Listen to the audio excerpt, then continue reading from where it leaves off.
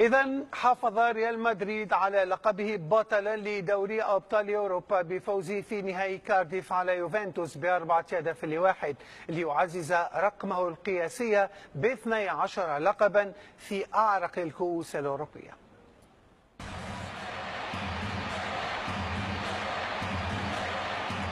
انتهى العد العكسي وحان الوقت. الجميع في كارديف الآن، وبعد أسابيع من الكلام، من السكوت، من التفكير في السؤال، حان وقت الرد.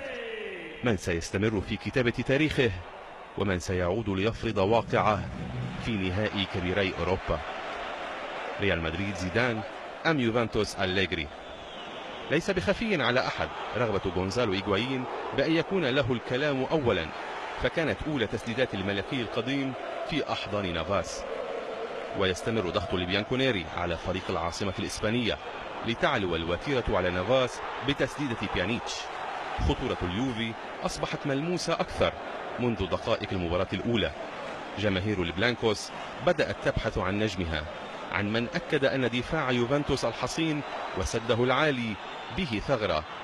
وها هي: أنا الدون كريستيانو رونالدو، وأنا هنا أسجل متى أريد وأينما أريد. رونالدو يمنح مدريد التقدم بهدفه. الجميع انتظر رد فريق السيدة العجوز التي تلقت الصفعة الأولى.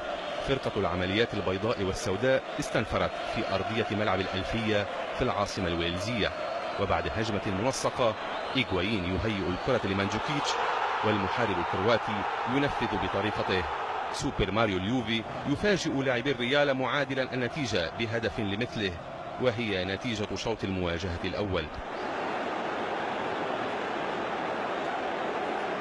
في الشوط الثاني كان القرار الملكي بالهجوم، وأولى الرسائل من مودريتش تلقفها بوفون، لكن ما خفي كان أعظم. ضغط الريال استمر.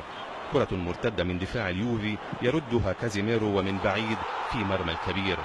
كرة انحرفت بقدم لاعب الريال السابق سامي خضيرة لتغدر بوفون وتقتل حلمه. وما كاد يوفنتوس أن يفيق من واقع الصدمة حتى كانت النهاية. رجل المهمات الصعبة CR7 ينهي كل شيء. الهدف الثالث وأمال اليوفي أصبحت بعيدة المنال. عريس ويلز جاريث بيل يدخل نهائي كارديف ليحتفل مع رفاقه، وعلى الجانب الآخر بديل أليجري كوادرادو يفقد السيطرة ويتلقى الحمراء، ليكون مسك ختامها مع ورقة المستقبل أسينسيو الذي وقع على رابع الأهداف في الدقائق الأخيرة في ليلة الرباعية. رقم أكبر مما تلقاه اليوفي في كل المسابقة هذا الموسم. انتهى كل شيء، وأسطورة الكرة لاعبا أصبح أسطورتها مدربا. بقيادة زيدان يصبح ريال مدريد أول من يحافظ على لقب الشامبيونز ليج بمسماه الجديد. سيد أوروبا يتوج بلقبه الثالث في السنوات الأربع الأخيرة، وفي تاريخه إنها 12.